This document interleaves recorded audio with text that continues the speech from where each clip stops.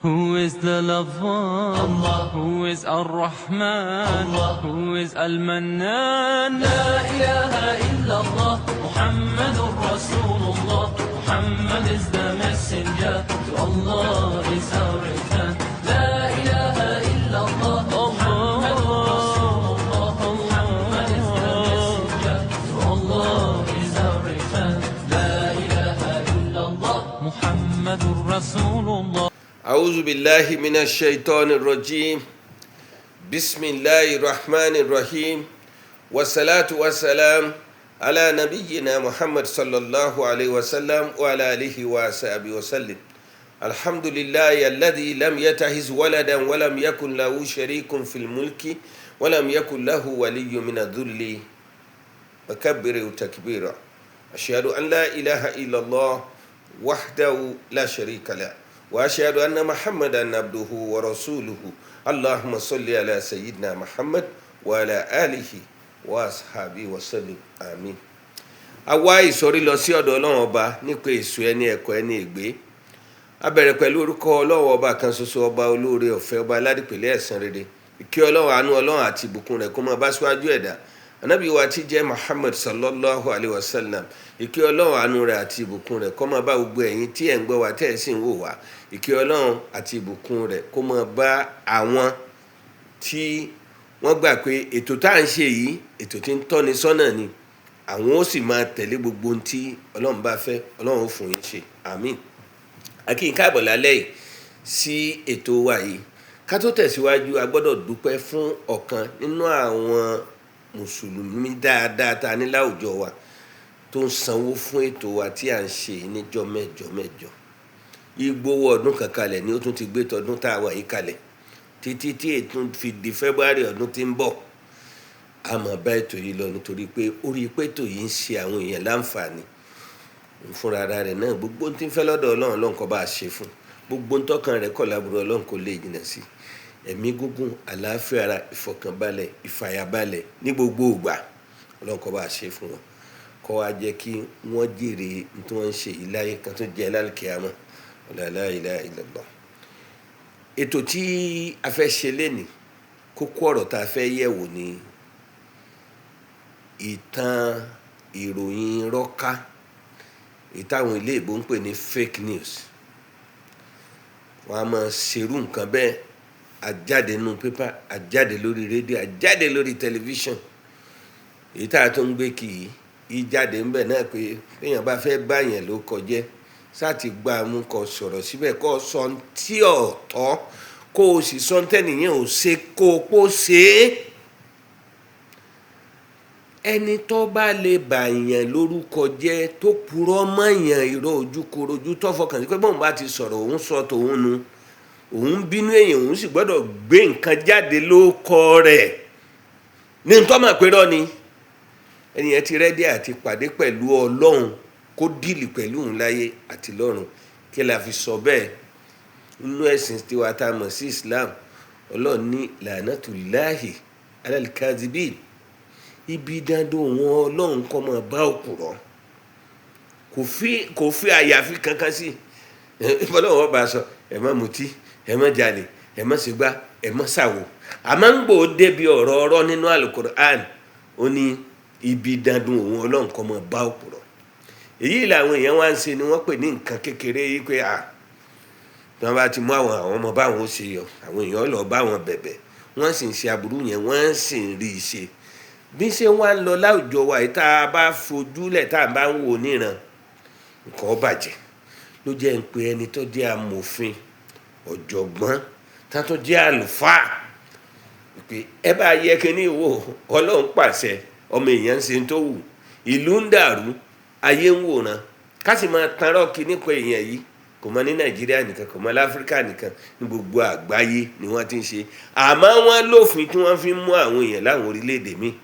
Òfin tiwa ní Nàìjíríà yà fẹ́ mọ̀ bóyá a ní, bóyá a ní. Tá a bá ní kí ló fà á tí ò ṣiṣẹ́, ló jẹ́ ká gbé ọ̀jọ̀gbọ́n wa sórí ètò wa lónìí. Mo kí àlejò wa káàbọ̀. Àlejò wa ni Dr. Hussein Ahmed Fọlọ́runṣọ́ tí gbogbo wa tá a mọ̀ sí Sadam. Assalamu alaikum. Wa alaikum salam wa rahmatullahi wa barakatuh. akin káàbọ̀ sórí ètò yìí Ẹ ṣeun sá. Ọlọ́run bá wà pẹ̀lú yín. Àmín ya Allah. Ọ̀jọ̀gbọ́n ni wọ́n tá a mọ̀ sí associate professor ní University of Ìlọrin ní ẹ̀ka tá a ti ń kọ́ nípa òfin sẹ́wọ̀n pẹ̀lú ẹni tó yẹ ká gbé wá náà ni àwọn tó bá ètò tá à ń ṣe mu tó bá topic tá a fẹ́ ṣe mu la máa ń gbé wá nípa tòfin ìbáà sí sharia ni ìbáà sí ti common law ni expert ni wọ́n ń bẹ. Èkejì wa ni pé àwọn ti kéwú dákàn lọ́pọ̀lọpọ̀ kan tó travel lọ àwọn orílẹ̀-èdè Malaysia ni àti bòmíì ni láti tún lọ kọ́ ẹ̀kọ́ kún ẹ̀kọ́ so àfáà ni wọ́n so nígbà tí n kó ti ayé àpé Ọlọ́run ní kíbi dandan òun kọ́ máa bá gbogbo ẹni tí bá purọ́ nítorí fi hàn ní pé gbogbo ń tà ń ṣe inú ẹ̀sìn tá à ń sọ pé à ń kírun ni àmọ́ Ọlọ́run lọ́kan ni à ń yọ zaka ni à ń gbàwẹ̀ ni à ń lọ Mọ́kà ni ń tọ́lọ̀ fi àṣẹ nù gbogbo má ṣe pátápátá ó yẹ ká jìnnà sí bá a bá ti láyà sí má ṣe àgbọ̀lọ́ngbọ́n náà nù sọlọ́n kó ṣàánú wa àwa fẹ́ kán yànnà náà kìíní fún wa dáadáa ló jẹ́ ká pè wọ́n wá lónìí lóyà Saddam Yes sir. akin káàbọ̀ sórí ètò yìí Alhamdulillah. nípa káwọn èèyàn ọmọ gbé ìròyìn irọ́ káàkiri mo fẹ́ béèrè lọ́wọ́ yín gẹ́gẹ́ bí ẹni tó jẹ́ amòfin tó ti lé téńté nú àwọn tí ń kọ́ àwọn lawyers tí ń tún jáde kú ní yunifásitì pé sáà lófin tó mú àwọn tí ń ṣe aburú yìí nítorí kí n tó gbé máìkì lẹ́yìn lọ́wọ́ mo gbọ́dọ̀ jẹ́ kẹ́ ẹ mọ ọmọlúàbí kan èèyàn dáadáa elder statesman ni wọ́n sì ti ṣe ọ̀pọ̀lọpọ̀ oore fáwọn èèyàn ní tó ti lé ní 50 ọdún wọ́n ń bẹ láyé dìsín èjì wọn ò lè tí ì ju bí 72 àbí 73 lọ ẹnìkan kan bọ́ sórí social media ni lọ́ba purọ́ bàǹtàbàǹtà kan mọ́ wọn lẹ́ni tá a mọ̀ pé gbogbo ayé ní máa ṣoore fún ìsì máa ṣoore onípamọ́ ni kì í fẹ́ káwọn èèyàn mọ̀ olóṣèlú ni ó ṣe nǹkan ní ó pé ẹ kí wọ́n lè bá a mọ̀ pé látìgbà tẹ́ni ẹ ti wà nílọrin lèmi ti mọ̀ wọ́n àwọn lè má mọ̀ mí dáadáa but oore abẹ́nú ló máa ń ṣe Ọlọ́run wá ní kóore ìhun tó wá pọ̀ sí i nígbà wọ́n shift iléeṣẹ́ wọn kúrò nílọrin wọ́n á lọ sí ìlú Èkó Ọlọ́run wá gbẹ̀rẹ̀gẹ̀jìgẹ̀ iléeṣẹ́ náà tó fi wá di pé bí ọ̀rọ̀ sì ń wọlé fún wọn tó bẹ́ẹ̀ ni wọ́n ṣe náà síta tó wọ́n fi ń tún táwọn ọmọ nìyẹn ṣe bẹ́ẹ̀ nìkan bá wá purọ́ fẹ́ nìkan pé báyìí lẹ́ni yìí rí lọ sọ jáde ẹni ó wá sọ fún ní ọ̀wá pàtàkì kò ní pàtàkì pé kí ni fact nípa ẹni yìí wọ́n á ba ẹni ẹ̀ ló kọjá so ntẹ́ni yẹn tí ìṣètò tí ìdùn èmi òun ni pé tẹ́ ẹ ló kọ́ tọ́ dáa tó yìí tí gbogbo aráyé mọ̀ yín tẹ́ ẹ ti ṣoore fọ́pọ̀lọpọ̀ èèyàn ó yẹ kẹ́ ẹ wọ ẹni tó purọ́ mọ́ yín lórí tí wọ́n wí yìí tí ò lẹ́rìí bọ́lọ́pàá ti wù kán máa purọ́ fún yín tó pàwọn òrí àwọn òrí ẹ wá kẹ́rí ká fi jófin kírú nǹkan bẹ́ẹ̀ kọ́ mọ́ bàá máa lọ láwùjọ wa kí ló fà á tí ìwà ká máa purọ́ mọ́ yẹn lórí social media fi wá pọ̀ báyìí. A'udhu billahi minash shaitanir rajim. Bismillahir rahmanir rahim. Adúpẹ́ fún Ọlọ́run. Alhamdulillah. Ọba tó rán àwọn tó ránṣẹ́ Allahu Akbar. níṣẹ́ òdodo tó sì ń jẹ. Allahu Akbar. Àwọn tọ́lọ́run ránṣẹ́ ló pọ̀ jù láyé ní ìsìtàn fẹ́ jíṣẹ́ Ọlọ́run. Allahu Akbar. Nínú tí wọ́n ránra wọn tẹ́sí purọ́ mọ́ Ọlọ́run kọ́ra wọn ń sẹ́. àwọn tọ́lọ́run ránṣẹ́ tí wọ́n fẹ́ jíṣẹ́ Ọlọ́run lágídí ni wọ́n pọ̀ láyé nísìn. òun ló jẹ́ kí sọkúsọ ó pọ̀ ní irọ́ fi pọ̀ ní misinformation fi pọ̀. òun lọ́lọ́run fi ń sọ̀rọ̀ ní al-Qur'an ba'da ta'awuz wal basmala. allazina yuballighuna risalatillahi wa yakhshawnahu wa la yakhshawna ahadan illa Allah wa kafa billahi hasiba. gbogbo ẹni ntọ́lọ́run wí bẹ́ẹ̀ ni kí gbogbo ẹni tí ó bá jíṣẹ́ Ọlọ́run sáyẹn gbogbo òjíṣẹ́ Ọlọ́run disseminator of information ni gbogbo òjíṣẹ́ Ọlọ́run mursalu ẹni tá a rán níṣẹ́ tá a fi ṣẹ́ rán sí àwọn èèyàn ìdá ìjọ kékeré àjọ ńláńlá ni gbogbo ẹni tọ́lọ́run bá wá rán nírú ẹ̀ kó fi bẹ̀rù Ọlọ́run jẹ́ o. Allahu Akbar torí ntọ́ bá sọ wọ́n fẹ́ gbàgbọ́. wakafa billahi hasiba torí Ọlọ́run ó bí ọ bó ti jẹ́ tó bá dọjọ́ kan. Ọlọ́run wakafa billahi wala yakhshawna ahadan illa Allah ọlọ́run ni kó máa wà nínú ẹ̀mí rẹ tó bá ń jíṣẹ́ ọlọ́run tó bá fẹ́ máa disseminate information. pẹ̀lú ìbẹ̀rù ọlọ́run ni kò fi máa gbọ́dọ̀ kalẹ̀. wákàfà láì àṣìbà tó rọ́lọ́run ó bí ọbọ̀ òtí jẹ́ tó bá dijọ́ kan. kò gbọ́dọ̀ sí rọ́ọ̀nù tó ń wí. ṣe rí òfin wà ní nàìjíríà agbákòtà kan ní society wa ní pé ọ̀pọ̀lọpọ̀ mọ tó kàn lọ́rọ̀ wọn. Allahu Akbar. majority ò sì níṣẹ́. Allahu Akbar. èèyàn tó bá níṣẹ́ gidi tí ń ṣe kámẹ́rà TikTok kọ́ ní ọmọ lọ́jọ́ kó tí máa ṣe wòósù obi ń jojúmọ́. Allahu Akbar. àríkànṣe kan. nínú àlùbáríkà yín bọ́lá òun ti ní káà náà popular mọ́. alhamdulilayi. níjọ́ lẹ́yìn rí mi lórí social media tí kì í bá ṣe pé important information tí ó ṣàyé ní nfààní. bóyá kéèsì kan ń bẹ táyé fẹ́ mọ pàápàá kí ni ìṣẹ̀lẹ̀ ń bẹ. kọ̀ọ̀pọ̀ fẹ́ gbajúmọ̀ kọ́ wa purọ́ fáwọn èèyàn. òun lẹ́rìí èmi ò sẹ́ni ọmọ yín tí ń bọ́ síwájú kámẹ́rà tí wọ́n wà á bá mi pé dákun fún wa ní ìró nípa nǹkan báyìí. a sì sọ fáàtì ibẹ̀ fún. ṣùgbọ́n tẹ́ bá lọ wo Android dọ̀pọ̀ dátà dọ̀fẹ́ ó wá sọ ọ̀pọ̀lọpọ̀ yẹn ti sọ ara wọn lórí ibú látara kìíní. bẹ́ẹ̀ni. torí ẹlòmíì ti sọ ọ̀rọ̀ tí sẹ́rí wọ́n ní bàbá wa Ìmáàmù Kòló rahimahullahu ta'ala ọlọ́ba akẹ́wọ̀n lálùkì àwọn bàbá wa Ìmáàmù Kòló Ansarudeen wọ́n ní ọ̀rọ̀ ní fa ogun ogun ní fa ọ̀tẹ̀ ọ̀rọ̀ ní fa ọ̀tẹ̀ ọ̀tẹ̀ ní fa ogun ní fa ìparun. yín tó máa fi parí khutba ní gbogbo Jímọ̀ Ansarudeen nígbà bẹ̀rẹ̀ ayé ni ọlọ́ba akẹ́wọ̀n kí náà ń pè ní ọ̀rọ̀ information náà ni alaharibu awalu halikela n tí máa di ogun láyé ọ̀rọ̀ nípìnlẹ̀ rẹ̀. bẹ́ẹ̀ni. tẹ́ bá wo misinformation àti irọ́ àti àdáparọ́ tá à ń wí gbogbo àwọn ìwà aburú tá à ń wí. misleading report. ó ti sọ ọ̀pọ̀lọpọ̀ ilé dahoro. bẹ́ẹ̀ni. ó ti rán ọ̀pọ̀lọpọ̀ èèyàn lọ ẹ̀wọ̀n àìṣẹ̀. bẹ́ẹ̀ni. ó ti rán ọ̀pọ̀lọpọ̀ èèyàn lọ àlìkíyámọ̀ àìròtẹ́lẹ̀. torí pé wọ́n purọ́ mọ́. ó ti tú ọ̀pọ̀lọpọ̀ lù ó ti bà ọ̀pọ̀lọpọ̀ yìgìdẹ́ ó ti sọ ọ̀pọ̀lọpọ̀ bàbá àtọmọdọ̀tá ó ti sọ ọ̀pọ̀lọpọ̀ ọmọ ìyá dọ̀tá kódà ó ti sọ ọ̀pọ̀lọpọ̀ ìlú di ọ̀tá tí wọ́n ń ja ogun tí wọ́n ń gbẹ ẹ̀mí ara wọn lọ́nà àìrò. irọ́ ẹyọ kan irọ́ gbólóhùn kan lè pa ayé rẹ ọlọ́run mọ̀jà sàgákù ọlọ́run sì sọ̀rọ̀ gẹ́gẹ́ bí mo ṣe sọ pé message carrier ní gbogbo àwa èèyàn bẹ́ẹ̀ni. irú message wo ló wà á kárí ọlọ́run sì sọ fún wa ó ní ń já àkúnfàṣe kúnbìnà bá ń fàtàbàyànù bí làbárì kan bá wá bá ọ tí e sọ̀rọ̀ tó sojú rẹ̀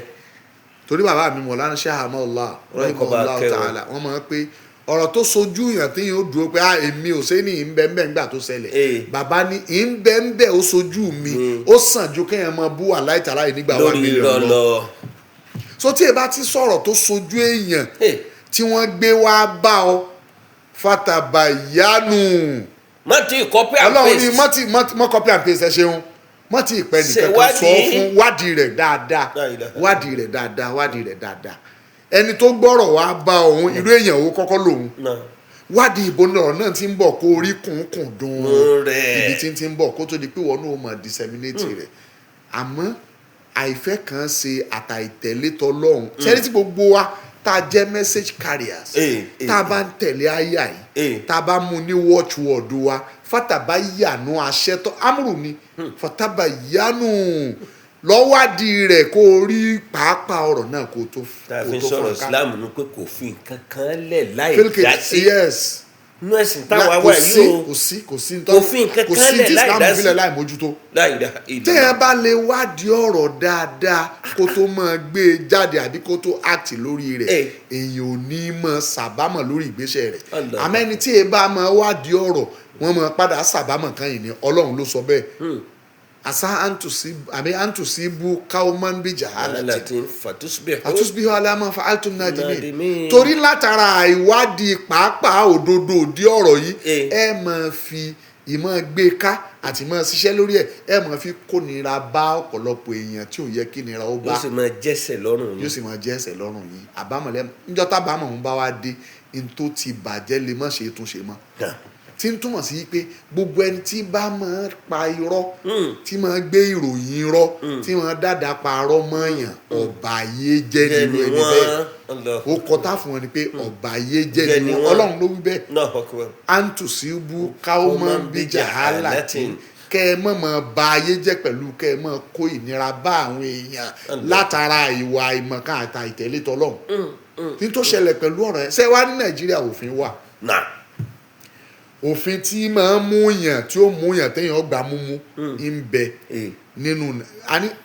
èmi máa ń sọ fáwọn yẹn pé èmi ò rò pé àlámọ̀rí kankan ń bẹ tí Nàìjíríà ò lófin fún fa a ní òfin tó pọ̀ tó yẹ pé tá má bẹ̀rẹ̀ sí ní sí ìkàlẹ̀ òfin Nàìjíríà ló lófin tó pọ̀ tó báyìí àmọ́ sáwọn òfin yẹn ń ṣiṣẹ́ sáwọn àwọn èyí tá ń lò náà sáà ń lò sọ́nà ibi tó yẹ ká lò sí ọ̀pọ̀lọpọ̀ àwọn òfin tá ń lò náà àtorí kòdì là ń lò èyí òun kó máa jẹ́ ti ọ̀pọ̀lọpọ̀ àwa lọ́yà tá a mọ òdodo òdi ọ̀rọ̀ àmọ́ tá a mọ lọ òfin lọ́rùn láti sọ òótọ́ di irọ́ tí wọn náà sì mọ̀ tó dá látàrí ipa gbowó lọ́dọ̀ ẹni tọ́rọ̀ kan èló ló fẹ́ gbà èló ni lọ́yà fẹ́ gbà sọ téèyàn wá rojọ́ fún ọ pé òun ṣàìdá tó wàá sọ fún un pé àìdá tẹ́ ẹ ṣe yìí tẹ́yìn náà rí pé ẹ ṣe yìí ọ̀gá tèmi Alhaji YK Sadu Ọlọ́run bá ń ṣe dáadáa fún wọn Alhaji YK Sadu ó ní Alhaji YK Sadu ó ní Alhaji ọ̀rọ̀ lẹ́sọ tí ń rí wa láà nínú kọ́nà ọ́fíìsì wa yìí ọ̀rọ̀ tẹ́ wá wọ́n wá gbẹjọ́ tí wọ́n kó wá pé kábàárọ̀ sẹ́jọ́ ni YK Sadu wà ní Alhaji ọ̀rọ̀ lẹ́sọ kalẹ̀ tí ń rí àwa márùn-ún láà níyà yìí ọ̀rọ̀ tí ń rí wa láà nínú kọ̀rọ̀ yàrá ẹlẹ́fẹ́ káwọ́ sokùn mọ́rùn ká máa lọ sọ lójú gbogbo ayé bóò ní káwọ́ ọmọ rí lójú ayé tá a bá ń sọ yìí tẹ́ ẹ̀ bá wá máìndì. iṣẹ́ amòfin ọ̀kọ́ wa lélẹ́yìn. àwọn ò ní bá yín ṣẹjọ́ a máa rẹ́dí àti tẹ̀lé yín lọ́dọ̀ ẹ̀yin àtàwọn tọ́rọ̀ ṣẹ̀ sí ká lọ bá yín bẹ̀bẹ̀ ká bá yín parí ẹ̀. dípò tẹ́jọ́ yóò fi máa lọ kọ́ọ̀tù. tọ́gà wa YK Sadu fi kọ́ àwa nìyẹn. inú ló fi já sí pé kìí ṣe gbogbo ìgbà kọ́lẹ̀ mọ̀ ra wà ní kọ́ọ̀tù. Ọlọ́run sì jẹ́ àrírù wọn púpọ̀ láwùjọ wa. àmì àrọ̀bì ká ní ìbẹ̀rù Ọlọ́run táwọn lọ́yà YK Sadu ń fi ń ṣẹjọ́ tí wọ́n fi ń ṣe é báwọn ká lọ́pọ̀lọpọ̀ àwọn èèyàn bá tẹ̀lé ni tó fi máwọn àfà wọ́n kọ̀ wọ́ tẹ̀lé tó fi máwọn tó kú tá ń pè láàfà ní tí wọ́n láwọn ké tí wọ́n láwọn ké ṣùgbọ́n tá a rí nínú àwọn tí wọ́n láwọn ké tá a wá rí tí wọ́n ké nínú ìwà tí wọ́n lò kánibúrò àwọn Alhaji YK Sadu tí wọ́n jọ wọ́n tàn sáwọn àǹfọ̀sàkùn kánibúrò àwọn Alhaji YK Sadu tí wọn ò kéwu àkéfẹ́ yílérí àmọ́ ìbẹ̀rù Ọlọ́run ju kéwú tí wọ́n ké lọ ká níbẹ̀ lọ́pọ̀lọpọ̀ ẹni tó kéwú àtẹni tí ń dá sọ̀rọ̀ bá ń fi ìbẹ̀rù Ọlọ́run dá sí ni ayé ò ní dídàkudà tá a dà so bọ́rọ̀ ọ̀hún ti rí nìyẹn káwọn èèyàn wa òfin wà tí ń múyàn dáadáa cyber crime prevention and prohibition law wà criminal akija wà addition of criminal justice wà tí ń sọ̀rọ̀ lórí misinformation bẹ́ẹ̀ ni falsehood téèyàn bá lọ sọ kó sọ tí ò yẹ kó sọ téèyàn ò sí tó bá lọ sọ lórí social media àbí print media àbí electronic media òfin tó mú un wà pé ẹ lọ́ọ́ mú wa ó ti parọ́ mọ́ mi tí ń ṣe ló wí yìí òfin níyà tó fi jẹ́ ìyà yẹn category by category ni bí n tó wíwùn bá ṣe wúwo sí ní déédéé ìyà tó fi wọn nìkan fi jẹ ìyà 2015 náà promulgate law yẹn wọ́n sì amend it for better operational purpose ní 2024 so he said the law is there but àyìn lò ó àwa díẹ̀ tá à ń tún lò ó tẹ́ bá ti activate law pé kó lọ mú ẹni tó fẹ́ bayé jẹ́ tó fẹ́ dàlúrú níbẹ̀ lẹ́rìí táwọn kan kóra àwọn ọjọ́ tó ń de tán máa bẹ̀bẹ̀ Ọlọ́run bá ń kẹ́ bàbá wa àgbà bàbá Maulana Sheikh Muhammad al-Bashir Ibn Muhammad Salih al-Fulani rahimahullah ta'ala Ọlọ́run bá ń kẹ́ bàbá ẹnìkan tó bà gbogbo àwọn àfáà wa àgbàlagbà àwọn tán bí wa àtàwọn tán bí ẹ̀yin tẹ́ bí àwa àtàwọn tí wọ́n bí ẹ̀yin tó bà gbogbo wọn lórúkọ jẹ́ tó sọ̀rọ̀ burúkú sí wọn tá a wá fáìlì kéèsì sí kóòtù pé kí òfin ó bá wa pè é wá kó wá ṣàlàyé nítorí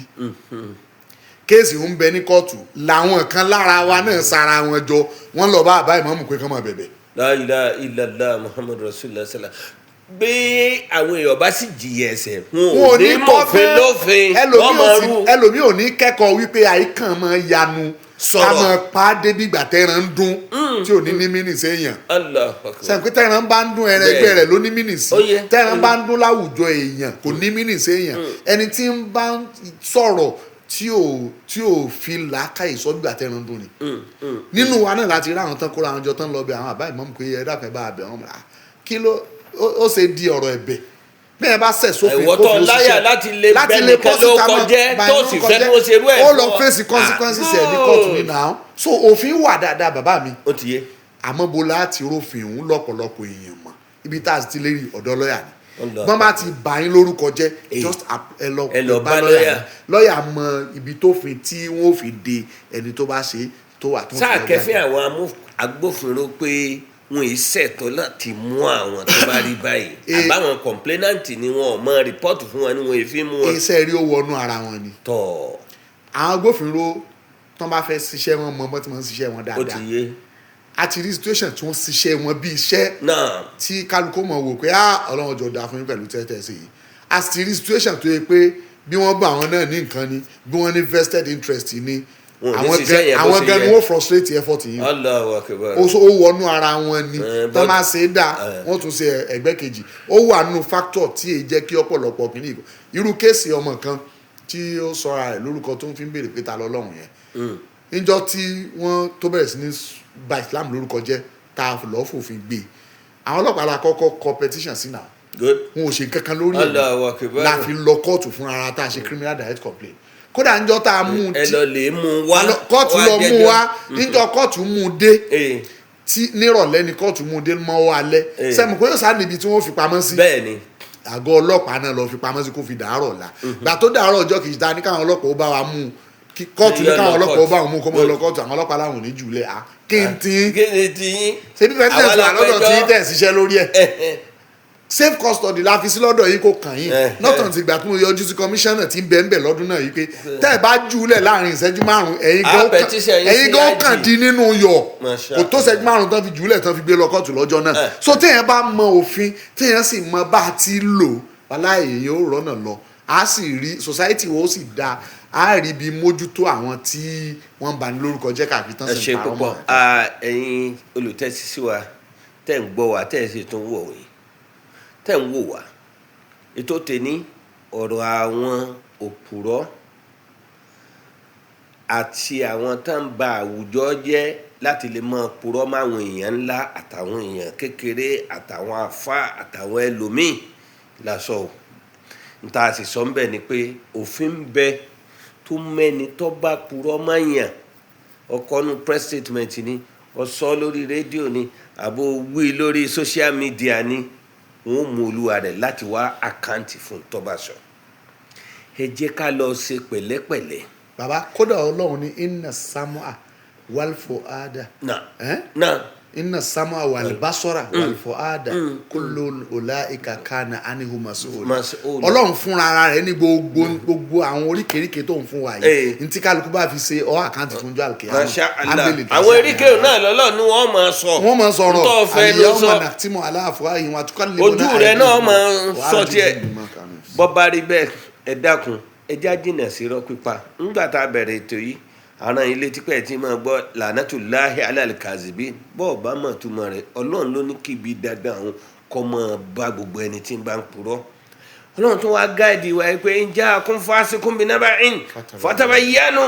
an tusibu qawman bi jahalatin fatusbihu ala ma fa'altum nadimin pé bẹ́ẹ̀ bá gbọ́rọ̀ wá bá yín ẹ ṣèwádìí rẹ̀ kẹ́ tó máa gbé káàkiri bí bẹ́ẹ̀ kọ́ ẹ jẹ̀bi èèyàn tún jẹ̀bi ọlọ́run tá a fẹ́ ké sí yín sí ni pé tẹ́ ẹ bá kọ̀ ẹ̀yin tẹ́ ẹ máa wíwèkúwèé àtẹ̀yin tẹ́ ẹ máa purọ́ máwọn èèyàn tẹ́ ẹ dànù kò sí ní tá a sọ tayọ pé gbogbo ẹni wọ́n bá purọ́ mọ́ kó gba ẹ̀tọ́ rẹ̀ kọ́ má fẹsẹ̀ létọ̀ ọmọ bẹ́ẹ̀ má ti sọ tójú rẹ̀ ò tó nípa rẹ̀ má fẹsẹ̀ létọ̀ ọmọ ọmọ yẹn tọ́ ń lọ bá wọn bẹ̀bẹ̀ pé ọmọ yín náà ní kíní kan ní a sọ tọ̀rọ̀ òṣèlú òun tó kó síbì kan lọ́tọ̀ à ń sọ̀rọ̀ tí ń ṣẹlẹ̀ láwùjọ wa táwọn ọmọ kéwú tó ń bú àwọn àfa táwọn ẹlẹ́nu sọ̀tì tí wọ́n ń bú àwọn èèyàn ńlá tó ṣe pé wọ́n náwó sẹ́sìn tá sì ń ṣe wàhálà ní ẹ̀sìn tó sì dúró táwọn àfa náà ń búra wọn. àwọn tí wọ́n kọ́ṣẹ́ àwọn ọmọ kéwú wọ́n náà torí pé àfa rẹ ni wọ́n bú ọ̀dà wọn lóhùn ìwọ ọmọ kéwú náà wọ́n kó torí pé kéwú lọ́dọ̀ ẹni yìí ó lè sọ̀sọ́kùsọ sí gbogbo eléyìí àpẹẹrẹ ànígbàgbọ́ sọ́lọ́ ni gbogbo bí 5 pillars of Islam bó ṣe hàn tó o bá ti mú yún náà níṣẹ́ ọ̀rọ̀ bí ṣe gbogbo ohun tó ló ń ṣe nínú òkú ẹ̀sìn Islam márààrún náà nù torí ẹnu yìí jó gbé ọ débi ire má jó gbé ọ débi tó ti sàbámọ̀ àwọn tán láwọn ó ṣe gbá àwọn ṣàwo tán fẹ́ wá fi takò wá nílùú yìí látàrí ipa àgọ́ ọlọ́run gbọ́ ọlọ́run ọ̀gbẹ́ni wọn sọ̀hún wọ́n sun àtìmọ́lé prison lóṣù mẹ́rin wọ́n sì bẹ̀bẹ̀ ni àwa ní kò yẹ kán máa gbẹ̀bẹ̀ mọ́ pálábùrú bá ń sa burú tẹ́ ẹ̀ bá lè ké fún un pé mọ́ ṣe ń tó ń ṣe mọ́ aburú ò ní dáwọ́ ẹ dákun gbogbo ẹni wọ́n bá purọ́ mọ́ kó dúró lórí pé òun fẹ́ gba ráìtì wọn ó ti ẹ̀yẹ ká fi àwọn tí ń fi yàn tán purọ́ mọ́ yẹn ká fi wọ́n jófin tí bàbá ti ń sọ fún yín lẹ́kọ̀ọ́ orí abẹ́nú tí máa ṣe ẹnìkan wá torí pé ń wá pò kan níbì kan ó fọkàn sí pé bàbá yóò kún lórí pé bàbá yóò kún lẹ́ni yìí wá lọ wẹ́ nìkan yìí pé purọ́ mọ́ oníṣe báyìí ó bu ó ṣe pèlè ara ẹ̀ ló sì ṣe pèlè ó bu yàwó ẹ̀ ó bu gbogbo ẹbí ẹ̀. ṣé bàbá tọ̀hún bẹ́ẹ̀ bí tí ń ṣe dáadáa sí ẹ̀ lọ nísìn àwọn bẹ́ẹ̀ bí tán sórí ibú tí wọ́n lọ nísìn. wọ́n á ní bàbá ẹ dákun ẹ má tún gbàdúrà ẹ̀bẹ̀ bẹ́ẹ̀ mọ́ ẹni bá ti bà yín ló kọjẹ́ ẹgbẹ̀tọ́ yín so ẹ jẹ́ á ṣe pẹ̀lẹ́pẹ̀lẹ́ o kò sí ti jẹ́sìn àfi kéèyàn máa sòdodo the hack ètí ijó dodo la gbọ́dọ̀ dúró tì bá a bá ti dúró tòdodo olúwa rẹ̀ ò lẹ́sìn so ọlọ́wọ́ sàmọ̀nà wa à ń túnra wa ṣe ní láwùjọ o kò sẹ́ni tí èsì àṣìṣe gbogbo àwọn tó bá ṣàṣìṣe láti ṣerú nǹkan bẹ́ẹ̀ àmọ́ pé wọn ò ní dédé ẹ̀ mọ́ ìbáyà ṣe fẹ́sìn ni ìbáyà ṣe fún ìlú ni ìbáyà ṣe fún individual ni kọ́dà ń di òṣèlú náà ẹ já ṣọ́ra ọlọ́run ó sì máa ṣọ́ wa yóò dáàbò rẹ̀ bo gbogbo wa lórí ètò wa lónìí associate professor wa lawyer Saddam torúkọ wọn jẹ́ Dr. Hussein Ahmed Fọlọ́nṣọ́ àwọn la gbé wá ọ̀kan náà àwọn associate professor University of Ilorin ni wọ́n ní faculty of law tí wọ́n ń kọ́ àwọn lọ́ọ̀yà tí ń jáde àdúpẹ́ púpọ̀ fún yín ọlọ́wọ́n bá àdúpẹ́ fún yín lọ́sàn yín lẹ́sàn rẹ̀ so ẹ dákun ẹja jìnnà sí ti ọ̀tọ̀ èmi àtàwọn àmọ̀dágbére fúnra wa yìí pé wasalaamu alaykum wa rahmatulahi wa barakatuh.